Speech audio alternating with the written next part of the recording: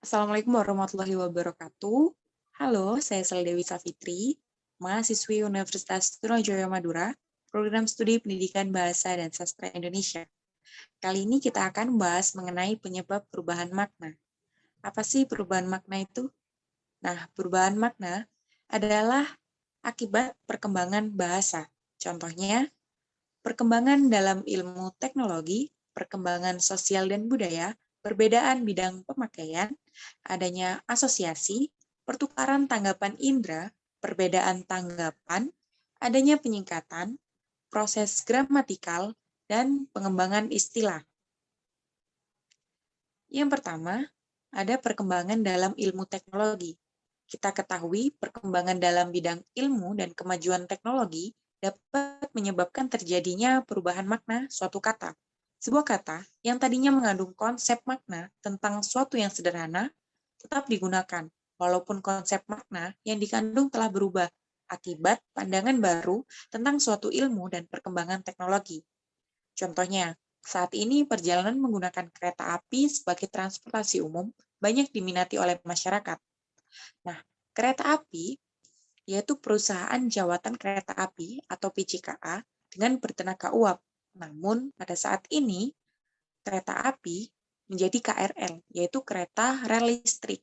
Tidak digunakan lagi lokomotif bertenaga uap, tetapi sudah menggunakan tenaga listrik. Sehingga, jika saat ini kita mengikuti perkembangan dalam ilmu teknologi, dapat dikatakan kalimat tersebut berubah menjadi saat ini perjalanan menggunakan KRL sebagai transportasi umum banyak diminati oleh masyarakat.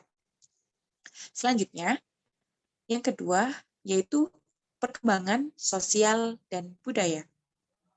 Perkembangan dalam masyarakat tentang sikap sosial dan budaya juga terjadi perubahan makna. Jadi bentuk katanya tetap sama, tetapi konsep makna yang dikandung telah berbeda. Contohnya, perempuan berbaju hitam itu adalah saudara perempuanku. Saudara dalam kalimat tersebut bermakna keluarga sekandung atau sepupu. Yang kedua, ada kalimat, baik, saya akan menjawab pertanyaan saudara. Nah, kata saudara dalam kalimat tersebut digunakan sebagai sapaan yang sering diucapkan saat kita berdiskusi. Ini termasuk pada budaya, penggunaan budaya. Selanjutnya, yang ketiga yaitu perbedaan bidang pemakaian. Setiap bidang kehidupan atau kegiatan memiliki kosakata tersendiri yang hanya dikenal dan digunakan dengan makna tertentu dalam bidang tersebut. Contohnya, kata menabur. Petani menabur benih padi di sawah. Menabur adalah salah satu kata yang digunakan dalam bidang pertanian, artinya menebar benih di sawah. Kemudian pada kata saling menabur kasih. Menabur di sini digunakan dengan makna berbagi. Selanjutnya, yang keempat, adanya asosiasi. Asosiasi adalah hubungan antara sebuah bentuk ujaran dengan sesuatu yang lain yang berkenaan dengan bentuk ujaran tersebut. Contohnya, tolong belikan ibu amplop di toko sebelah. Kata yang kita tinjau adalah amplop. Kemudian, cepat lambat urusanmu bergantung seberapa tebal amplop yang kau berikan. Nah, pada kalimat pertama, amplop bermakna sebagai bagian dari surat menyurat, bentuk fisik amplop. Sedangkan pada kalimat kedua, amplop dimaknai sebagai uang. Yang ketiga, pertukaran tanggapan indera.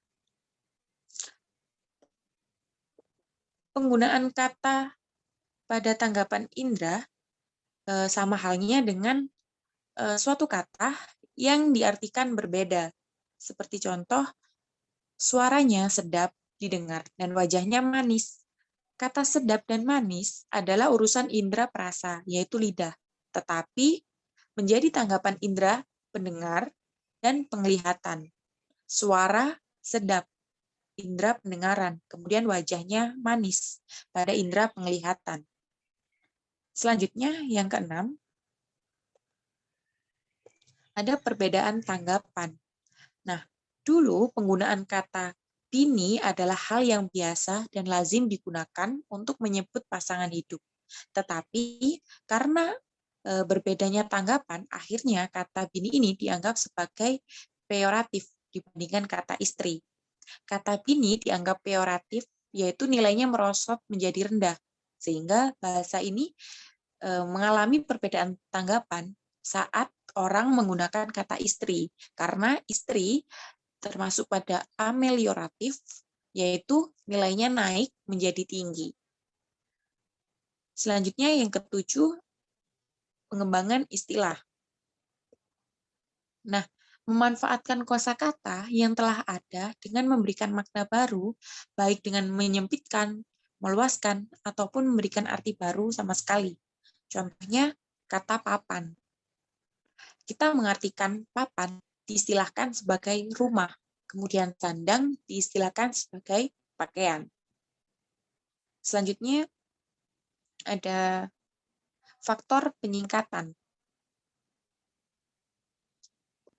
Pada faktor penyingkatan ini, kata tidak harus dipaparkan secara jelas, melainkan dengan cara menyingkat, tetapi sering digunakan, sehingga orang lain paham makna pengucapannya. Seperti tilang.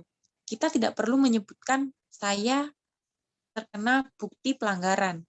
Ada bukti pelanggaran. Tetapi cukup dengan menyebutkan tilang, orang mengetahui makna tersebut bahwa itu termasuk bukti pelanggaran.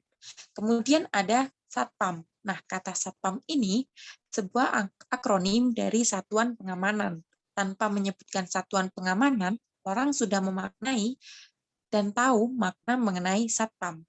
Kemudian RS, sering kita gunakan untuk ujaran bahwa RS, tanpa kita menyebutkan rumah sakit, orang sudah memaknainya rumah sakit dengan kita menyebutkan RS. Selanjutnya, proses gramatikal.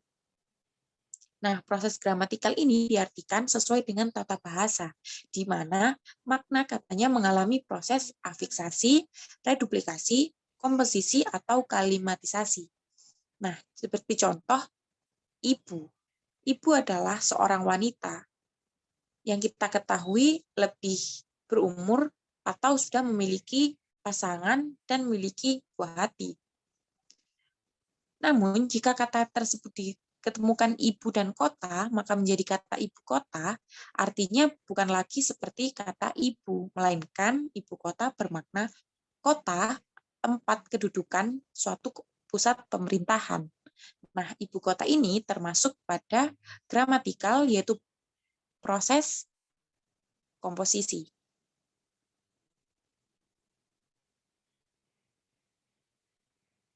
Nah, itu tadi beberapa penyebab mengenai perubahan makna.